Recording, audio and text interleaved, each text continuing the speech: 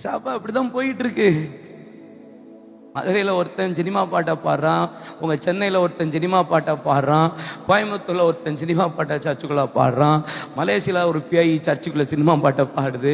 சிரிப்பு வரல எனக்கு. மண்டையில் அடிச்சு அடிச்சு எங்க சர்ச்சை அழுதோம். மண்டையிலையும் நெஞ்சிலையும் அடிச்சு என் சர்ச்சை, எங்க ரத்தம் சிந்தி ஏசப்பா சம்பாதித்து கொடுத்த இந்த சர்ச்சை இப்படி தீட்டுப்படுத்துதுன்னு மண்டையிலையும் நெஞ்சிலையும் அடிச்சுட்டு அழதான் செஞ்சோம். சிரிப்பு வரல. உங்களுக்கு சிரிப்பு வருதா? துக்கம் வரலைன்னா நீ இசகார் எப்படி இருக்க?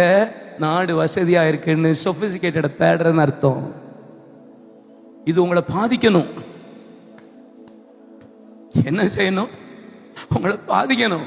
ஐயோ அப்படின்னு பாதிக்கணும்.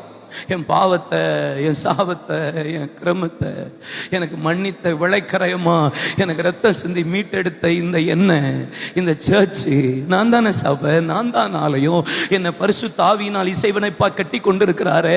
அந்த மகிமையான மணவாளனை சந்திக்கிற மணவாட்டியா என்னை ப்ரிப்பேர் பண்ணிக்கிட்டு இந்த சபையை இன்னைக்கு கெடுத்துக்கிட்டு இருக்கிற ஒரு கூட்டம் வஞ்சகமா, இசகார் நீ சுமக்க வேண்டிய நீ நல்லா நாடு வசதி இழைப்பாதுன்னு உலகத்துக்கு உலகத்தில் உள்ள காரியத்துக்காக அன்பு கூர்ந்து வாழ்ந்து கொண்டிருக்கிறாயே.